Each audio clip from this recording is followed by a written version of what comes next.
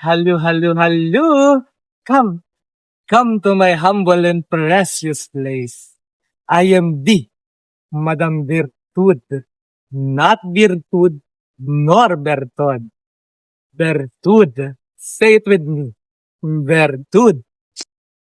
Come to my place.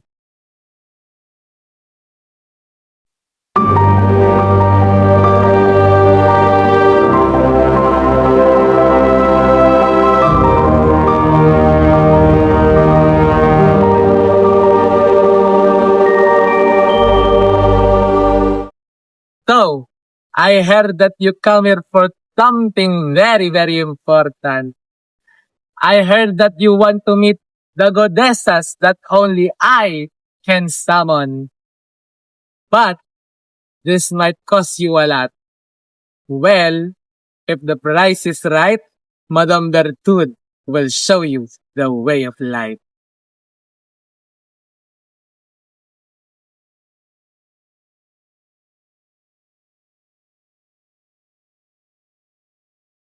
I tell you this, our journey will not be that easy. But I hope you bear it with me. I see. So, you want me to summon first the goddesses of the Greeks? Well, I know two of the most eminent goddesses of the Greeks, mainly Aphrodite and Athena. Galaxies when I open your eyes and I can't speak, no I can't speak. Swear this is your Aphrodite in disguise. You think that you can hide.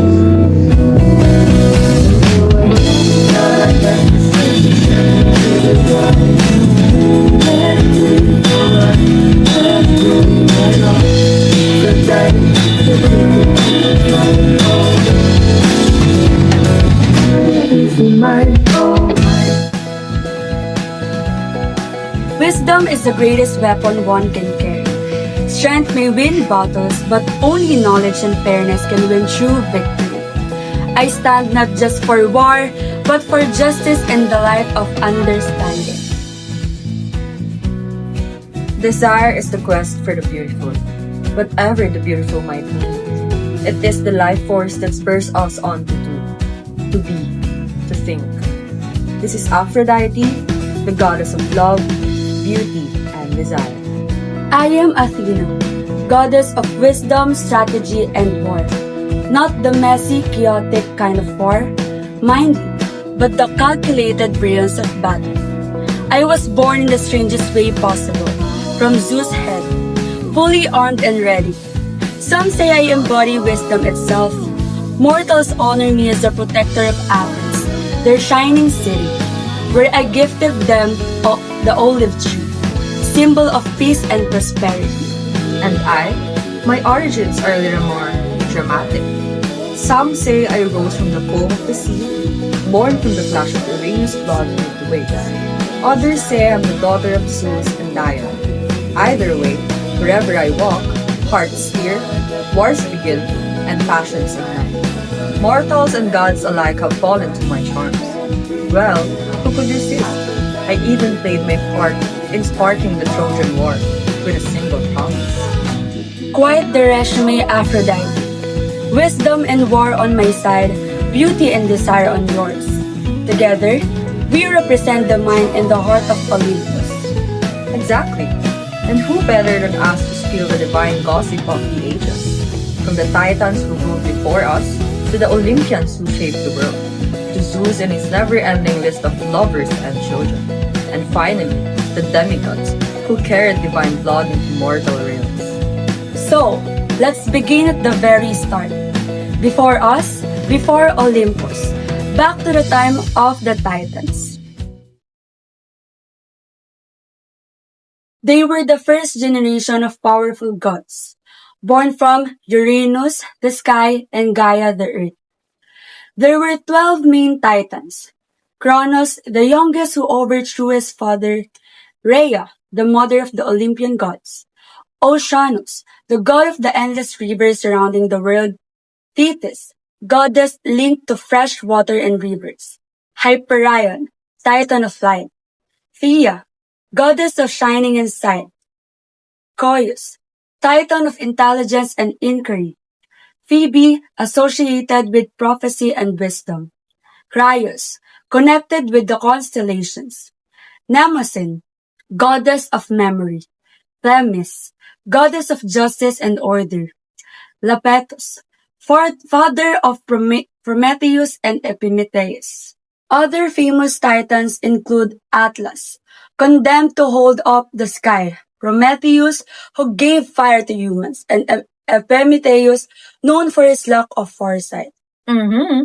And the family drama was huge. Cronus overthrew his father Uranus with Gaia's help. But then, terrified his own kids would overthrow him, he swallowed them one by one.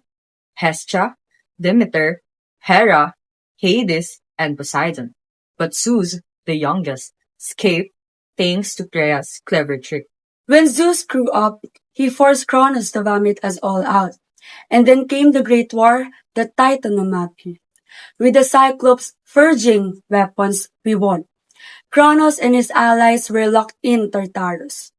Atlas was punished to hold up the sky, but Themis, Mnemosyne, and others who didn't rebel stayed respected among us. Oh, and let's not forget, some of the Titans become our allies. Prometheus gave fire to mortals, though Zeus punished him.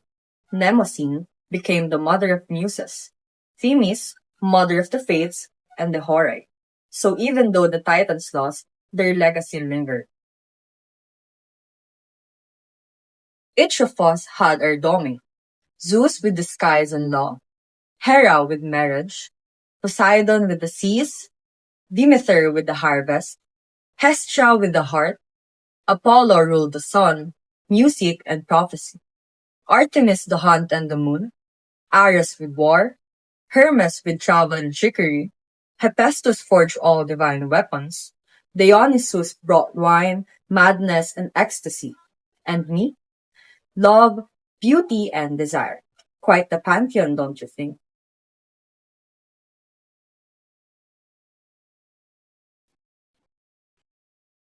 Now, Zeus's love life. Where do we even begin? His first wife was Metis, goddess of wisdom. He swallowed her whole because of a prophecy. But from that union, I was born, from his head fully armed. Then came Themis, goddess of justice. Their children were the Horae, the Seasons, and the Moirai, the Fates. Next was Eurynomé, who gave him the three graces, Aglaea, Euphrosyne, and Thalia. From Mnemosyne, the goddess of memory, came the nine muses. Calliope, muse of epic poetry. Clio, muse of history. Erato, muse of love poetry. Euterpe, muse of music and lyric song. Melpomene, muse of tragedy. Polyhymnia, muse of sacred hymns. Terpsichore, muse of dance. Thalia, muse of comedy. Urania, muse of astronomy. Together, they are the inspiration behind every mortal poet, musician, and thinker. Then there's Hera, the official queen.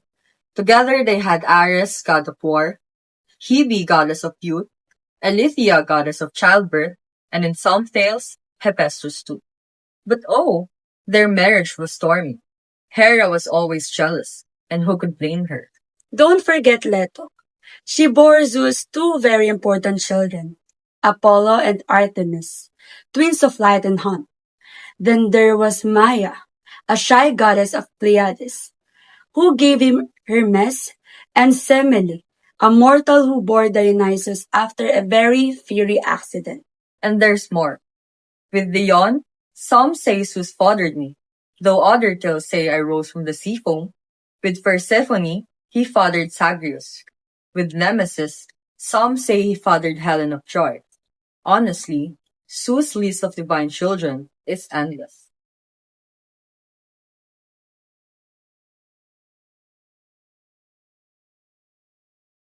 Now, his mortal affairs.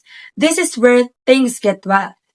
With Alcmene, he fathered Heracles, the strongest hero. With Danae, he fathered Perseus, who slew Medusa. With Leda, he fathered Helen of Troy, plus the twins, Castor and Pollux, the Dioscuri. With Europa, whom he kidnapped as a bull, he had Minos, Rhadamanthus, and Sarpedon. With Law, he fathered Epaphus. With Callisto, he fathered Arcas, ancestors of Arcadians. With Antiope, he fathered Amphion and Zethus, builders of Thebes. With Semele, he fathered Dionysus, though he was mortal, so that's a mix. Other lovers too. Taigete bore him Lacedaemon. Electra bore him Dardanus and Iason. Laodamia bore him Sarpedon in some versions.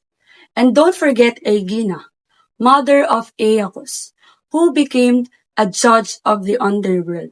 So many children, divine and mortal alike, and almost everyone became important. Heroes, kings, founders of cities, or even demigods worshipped after death. Let's name them all. Heracles, strongest of all.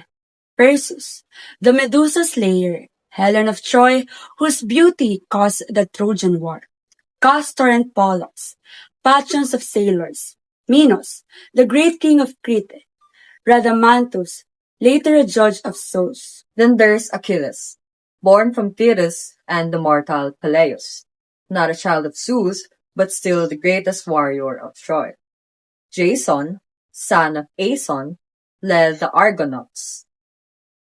Theseus, son of Aegeus, or Poseidon, again, not Zeus' child, but another demigod tied to Olympians. Also Arcas, ancestor of Arcadians.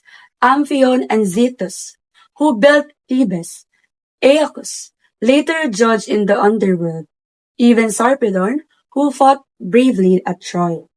Each demigod's life was dramatic, filled with glory and tragedy. They proved that even a spark of divine blood can change the world. So from the rise of the Titans, to the rule of Olympus, to Zeus's tangled web of children, gods and mortals alike, we see one thing, the story of power, destiny, and legacy. And let's be honest, it's also the juiciest family drama the world has ever known. Betrayals, affairs, wars, and legends. No wonder mortals can stop retelling it. I was born from the head of Zeus, an unusual birth, but one that shows wisdom can appear in unexpected ways. What unexpected experience in your life gave you a new way of thinking?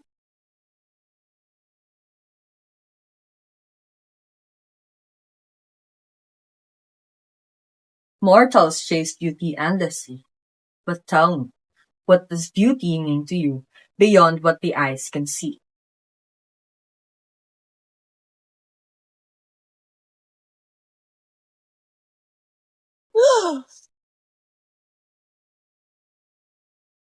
Now that we're done with the Greeks and you wanna delve into their neighbor civilization, which are the Romans. And I know a very, very beautiful goddessa from their civilization. She is known as Venus. Take me to your planet, Golden Pantheon, Venus!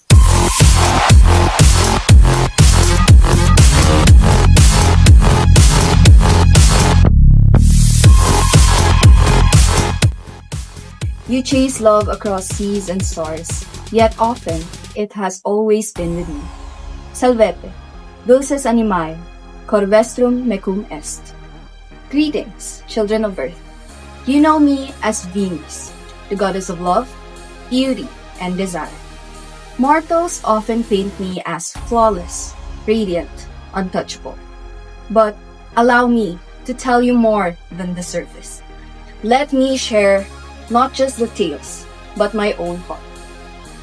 I was born not from a womb, but from the sea itself.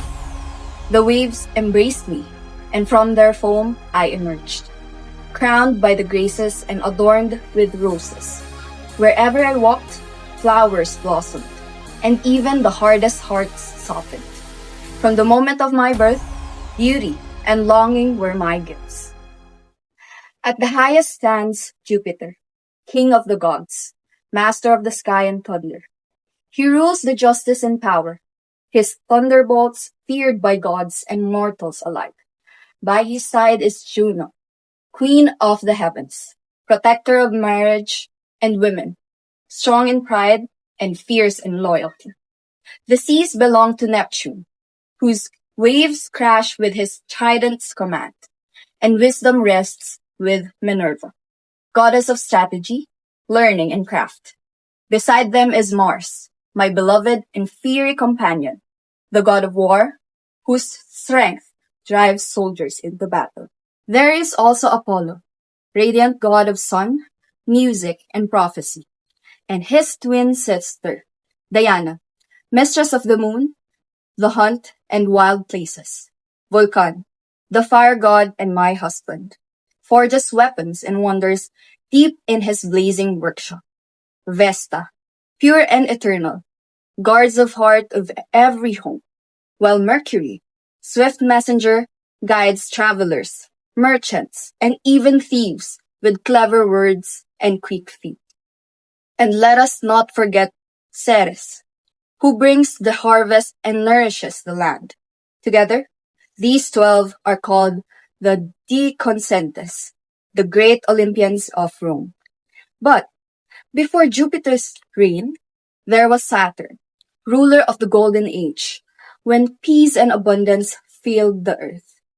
His queen was Ops, goddess of plenty.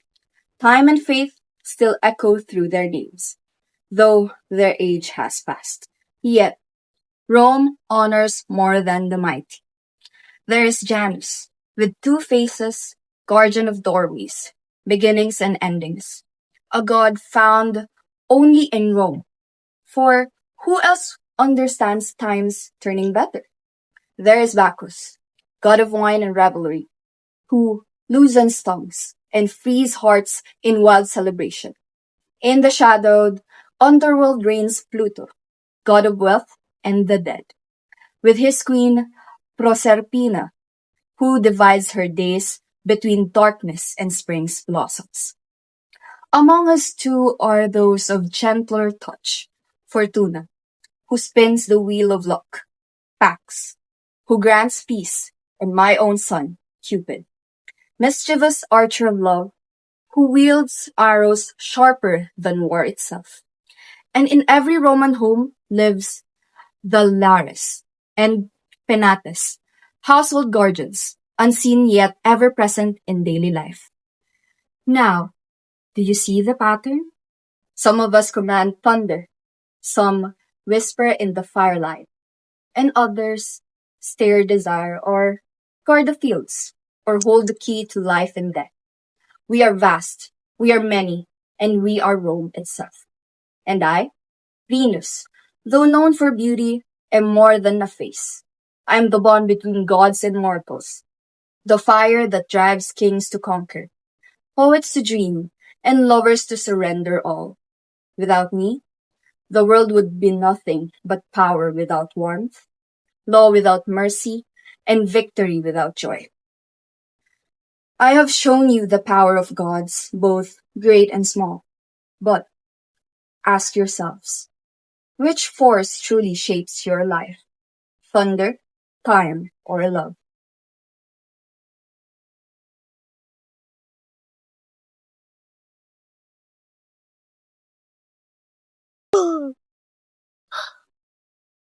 What a very powerful one. But brace yourself because you are about to meet another. She is one of the most powerful forces in the Norse goddesses, the very own Freya herself. Welcome to Mobile Legends. Freya, your ancestors are watching you from Valhalla.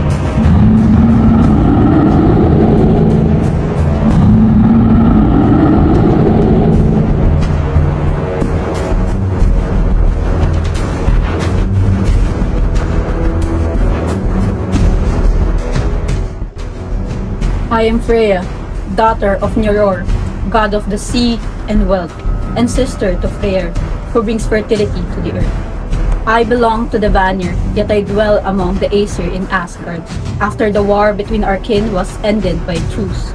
From that truce, I became a bridge between both tribes of gods, Vanir and Asgard. I am known for my necklace, Ring Singamin, forged by dwarves of fire and stone. Its gleam is like desire itself, bright, costly, irresistible. Many gods and men whisper about how it came into my possession, but let them whisper. What matters is that it shines as a symbol of my will, my choices, and the price of beauty in this world. I ride a chariot drawn by cats, and I keep watch over falcons, whose feathers I lend to those who must fly between realms. My hall is called Sesumnir in Folk Vanger, the field where half the slain in battle come to dwell with me. The other half go to Odin in Valhalla. Many forget this. Not all the brave belong to the All-Father. Some are mine. For I, too, love warriors and their courage, and I weep for them as often as I cherish them. My tears, when they fall, are red gold. Odin, the Old Father, sits high, ever searching, ever hungry for wisdom. From me, he sought the secret of arts, the weaving of fate. Though his throne is great and his raven swift, still he looked to my knowledge, for not even the gods of gods may know all things. His children walk paths that touch mine often. Baldir, light of the world, I mourn us all do, for beauty such his was never meant to fade. Thor, loud with thunder, mocks yet honors me, for though he smites giants, even he knows the worth of those who rest in my feet of the fallen. And Loki, sly serpent of words, ever taunts me, yet cannot strike deeper than my resolve, for my heart burns brighter than his venom. Around us move the lesser gods, spirits of earth and sea, the flame and frost. To them I am sister, for the Vanir are close to the wild places, but in Asgard I remain a guest, unequal and yet never fully one of them. And so I stand, Freya of Bringsingamen, whose tears are gold, whose falcon feathers carry gods between worlds, whose name is spoken in longing and awe. My life is no simple tale. It is the weaving of many threads tangled with Odin's hunger, Thor's might, Loki's mischief, and the fates of men and women who love, who fight, who fall. I am Freya, Lady of Vanir, Mistress of Love, Sior, and the Slain. Remember me not only for my beauty, but for the strength that lies within longing itself. Like I, Freya, who embraces both love and loss, beauty and strength. In what ways have you turned moments of longing or sorrow into sources of power and meaning in your own life?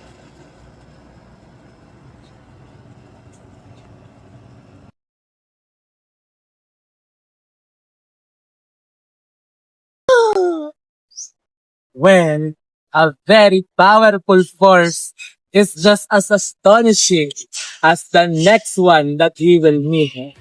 She is a very kawaii goddess. But you have to greet her first, konnichiwa, or else she is none other than from the Japanese goddesses Izanami.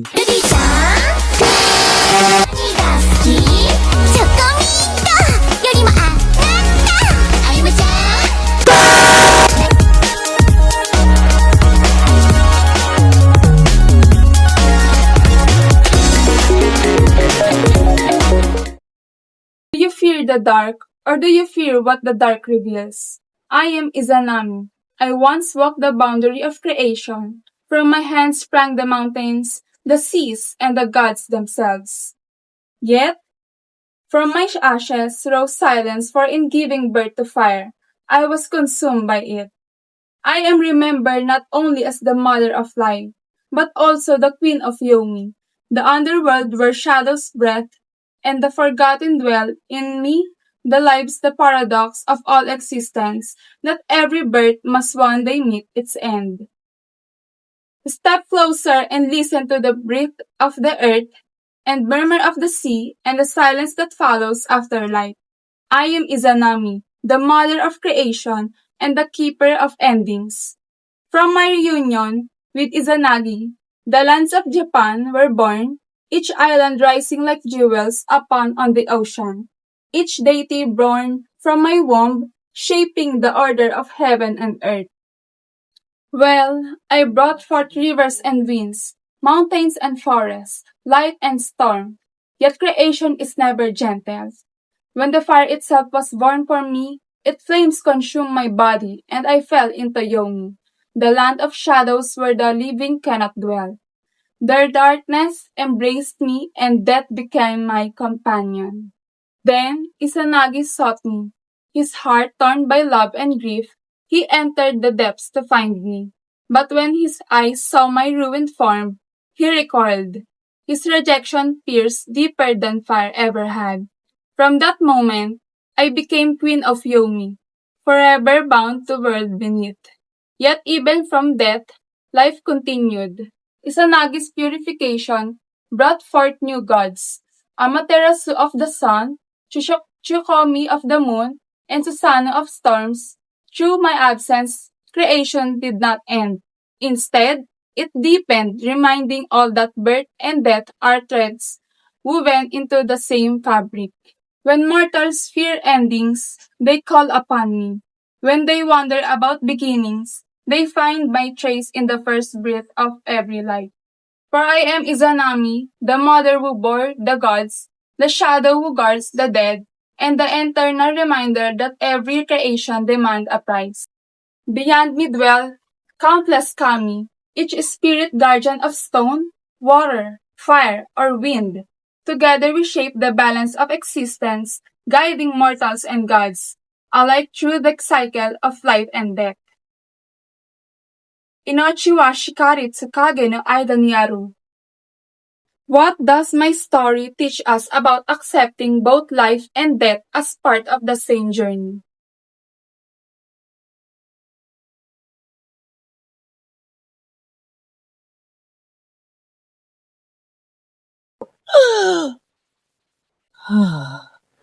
We are not done yet with the Asian neighborhood because we will visit somewhere near the West Philippine Sea. Philippines? No. China. Well, unlike some Chinese, this goddess of them is very opposite. She values mercy and compassion. She is none other than the goddessa Guanyi. 非常高兴及吉祥，中国国家主席习近平中国主飞。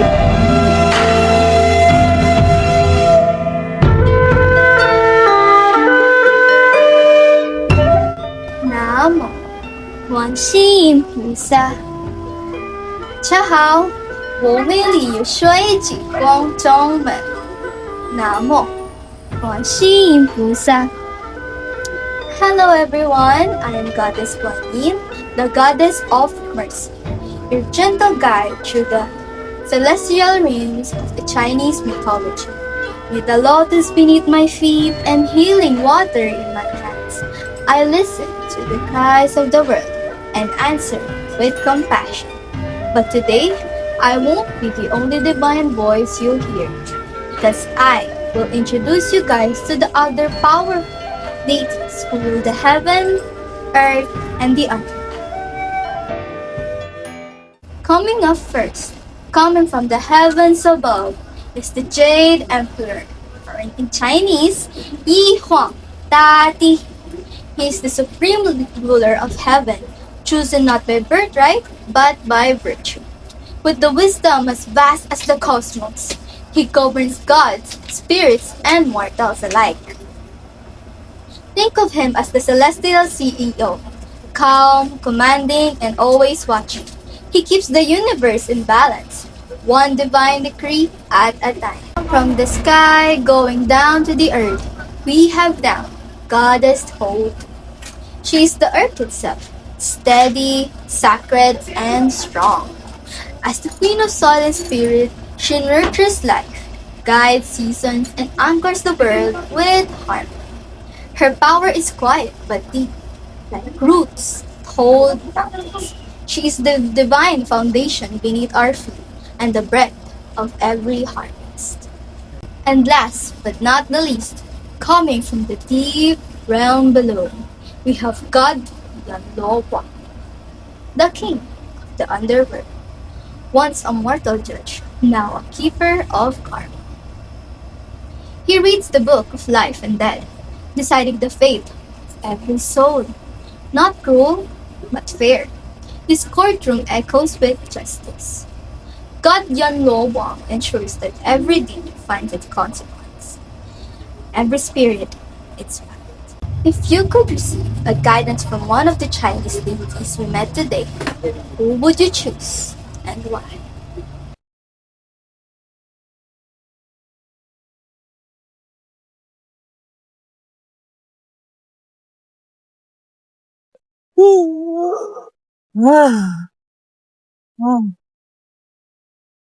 Are you already tired? Well, don't you worry. Madame Bertut is not yet tired. Although we are almost done from visiting the different goddesses, we are not yet done with the Asian neighborhood. We are about to summon a very heavenly goddess herself from the Hindu goddesses, Anjana.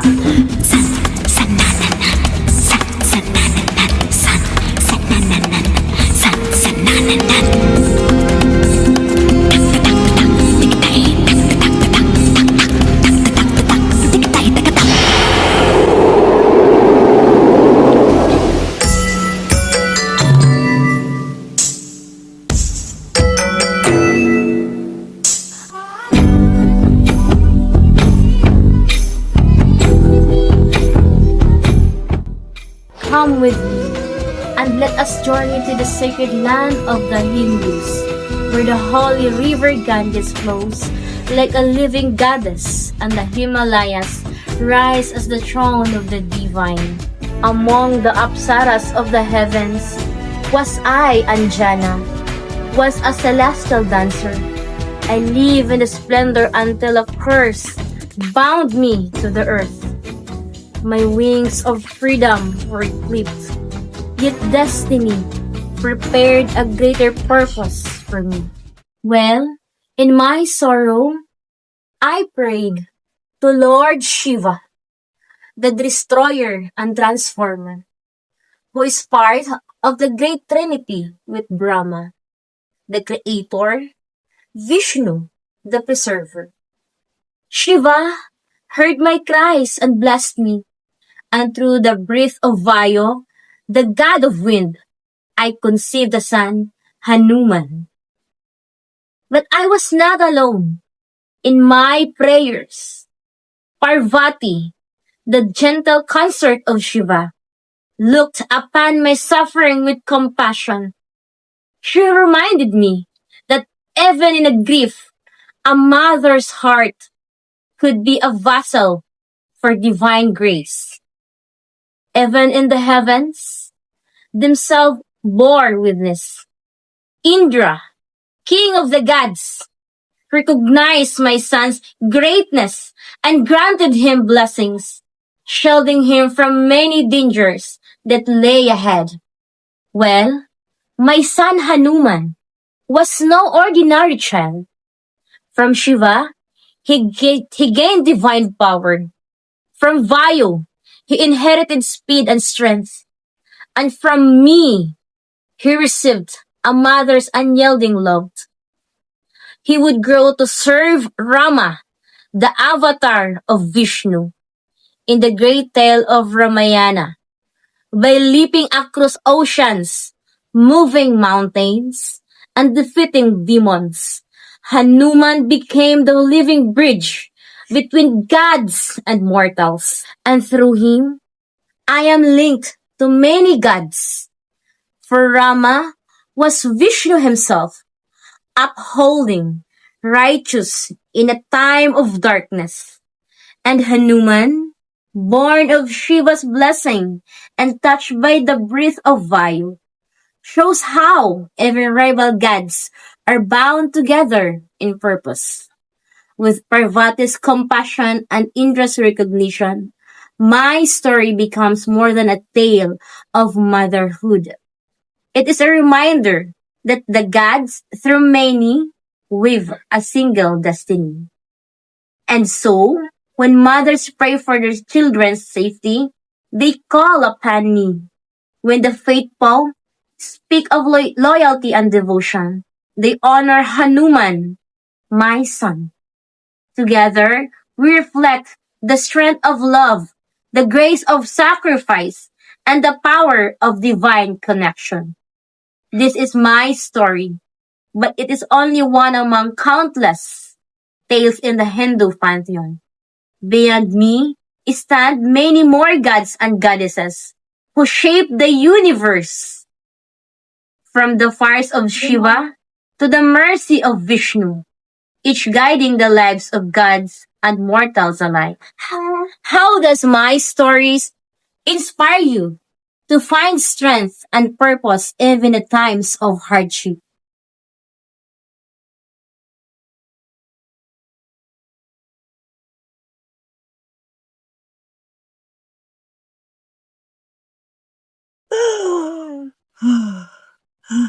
That consumed me a lot. But Madame Berthoud is a fighter.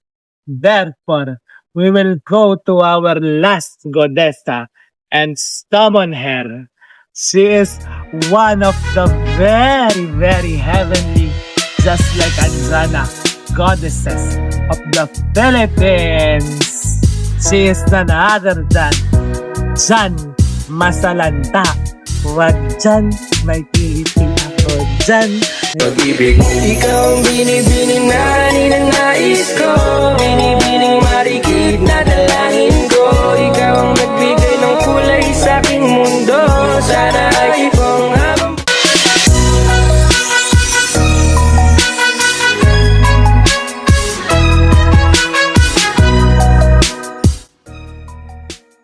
Walk with me and I shall take you to our Bathala and to other goddesses here in the Philippines. I am Dian Masalanta, goddess of love, conception, and childbirth, known not just for bringing life into the world, but for breaking the boundaries between gods and mortals. While other gods ruled with strength and fire, I ruled with compassion, tenderness, and devotion. But even the kindest heart can carry the boldest rebellion. Kung ang pagmamahal sa mortal ay kasalanan, handa akong tanggapin anuman ang kaparusahan. Now that you know me, let me introduce you to the Bathala and other goddesses. First, let us begin where I was born, with Bathala May Kapal, the supreme being of all the Tagalogs. He dwells in kaluwalhatian, the divine heavens. From his will, the earth, sky, seas, and all living things came to be. The word Bathala comes from the word Sanskrit Batara, meaning noble lord, showing us that even our ancestors were tied to the wider world. Bathala commands thunder and lightning to punish wrongdoing, yet he blesses the obedient with life and bounty. Although later generations would call him Diyos, he remains the first creator whose watchful eyes never close. Now, let me show you those who walk under Bathala's light. Here is Idayanale, goddess of labor and good deeds. She is the one who blesses every honest worker, the fisherman casting nets, the farmer tilling his fields, the weaver at her loom. She is wife of Dumangan, god of the harvest, who ensures that rice fills every home. Together, they are the rhythm of toil and reward, reminding mortals that no harvest comes without labor. Their daughter, Anitun Tabu, is the goddess of wind and rain. Playful yet moody, she can bless crops with gentle showers or destroy them with raging storms. Like the shifting hearts of mortals, she is unpredictable, but without her rains, nothing would grow. Now, let me introduce you to Tlakapati, whom many call Ikapati, stands radiant, bearing both masculine and feminine form. She is the goddess of fertility and nourishment, neither woolly man nor women, but both. She embodies balance and abundance. Mortals would cry, Lakapati, pakanin mo kami, or Lakapati, feed us, as they offered her the first fruits of harvest. Beside her stands Mapulon, god of seasons and health, her husband and the father of Anagulay. His herbs heal, and his wisdom keeps the cycle of sun, rain, planting, and harvest in harmony. Their daughter, Anagulay, is the goddess of lost things, gentle and kind. To her, mortals prayed when they lost not only trinkets, but also hope, for she knew well how heavy loss waits on the heart. Anagulay married Dumakulim, guardian of the mountains, firm and immovable as the ranges he protects. He is a hunter and a watcher of forest, a stern reminder that the land is sacred. From their union came Apolaki and myself. And now, with pride, I present my brother, Apolaki, god of the sun and war. Fierce, radiant, and brave, he was the patron of warriors. To him, they prayed for courage, and by his light, the world wake each dawn. His fire is both destroyer and a giver of life. And then, there is me, Dian Masalanta, patroness of love, childbirth, and peace. I am there when lovers meet, when a mother cries in the pangs of labor, when a family forgives each other. Though I am the youngest, I guard what mortal treasures most: harmony, life, and love. But Hala's children also light the heavens. Mayari, goddess of the moon, lost one of her eyes in the battle with Apolaki for dominion over the skies.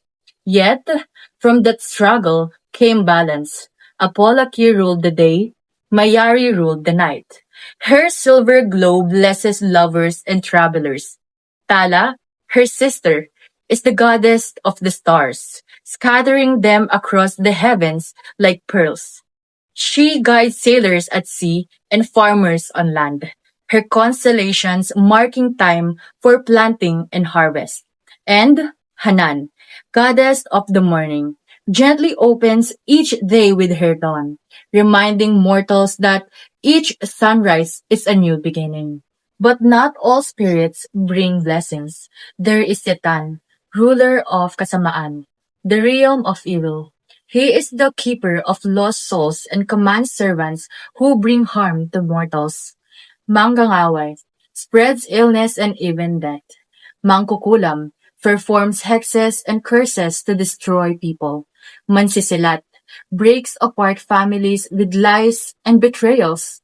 Another spirit whispers anger into human hearts, disturbing peace. They remind us of the dangers of greed, hatred, and carelessness. And there is Aminakabili, the god of the sea's wrath. Once he loved, but his heart was broken. In sorrow and anger, he swore never to love again. Now he unleashes storms and giant waves, punishing sailors and fishermen. His sorrow became fury. Now let us journey south to the Visayas, where the sea meets the sky and mountains breathe fire. Their gods are fierce as the storms, eternal as the waves. Kaptan, the great god of the sky, rules the heaven with thunder and lightning in his hands. He is strict, proud, and powerful. His storms were feared as signs of his anger.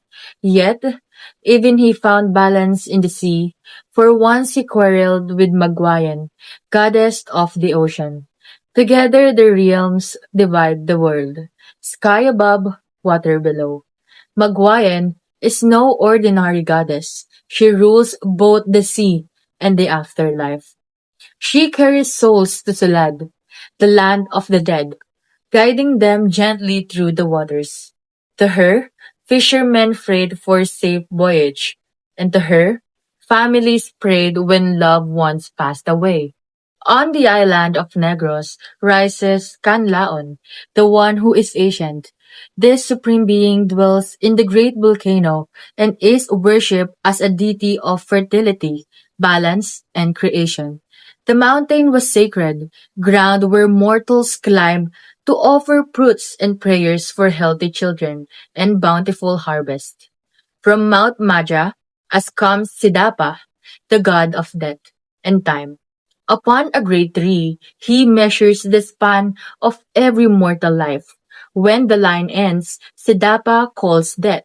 Yet, he is not cruel, but gentle, said to be the kind to the soul he claims. Makaptan, however, is sterner. He is the ruler of the underworld, judging souls and punishing the wicked. Mortals feared him deeply, for his name was a reminder of justice after death. High in the eastern sky glows Aluncina, the radiant and nurturing goddess of hope and wisdom. She often called the unmarried goddess, her beauty unmatched, her light symbolizing renewal. And beyond them all stands Laon, the elder god of creation, eternal and wise, shaping the world in his earliest days. And now we travel farther east to Bicol, where fire and sea shape the land, and gods are tied to volcanoes and storms. Here reigns Gugurang, the supreme god of the Bicolanos, who guards the sacred fire inside the Mount Mayon. When mortals sinned, he punished them with fire, but when they lived in goodness, he protected them. His brother, Aswang, however, is his opposite, greedy and wicked, always scheming to steal the sacred fire and bring destruction. He is chaos, temptation, and shadow. Yet, there is also Halia, the brave moon goddess, masked to protect her identity. She fights the monstrous sea serpent Bakunawa, who tries to devour the moon. Women prayed to Halia for courage and strength, for she was proof that even darkness could be fought. Bakunawa, the serpent, symbolized storms, chaos, and even eclipses, rising from the deep to terrify mortals. The Bicolanos also tell of Okot, the trickster, who pranks bring laughter or misfortune. His mischief reminds mortals that life is never predictable. And finally, there is Magindag, god of fishing, beloved of coastal people. He guided fishermen to bountiful seas and sheltered them from storms, ensuring their families would never starve. So now you see us, gods of Tagalog, Visayan, and Bicolano lands. We are many, yet we live as one with your ancestors. Now, remember when you whisper our names, when you tell our stories, we live on in your hearts, in your voices, in the land and sea around you. So, see you around. Again, I am Dian Masalanta, goddess of love, conception, and childbirth. And let me ask you a question. If you were to pray to one of these gods today, who would it be and for what reason?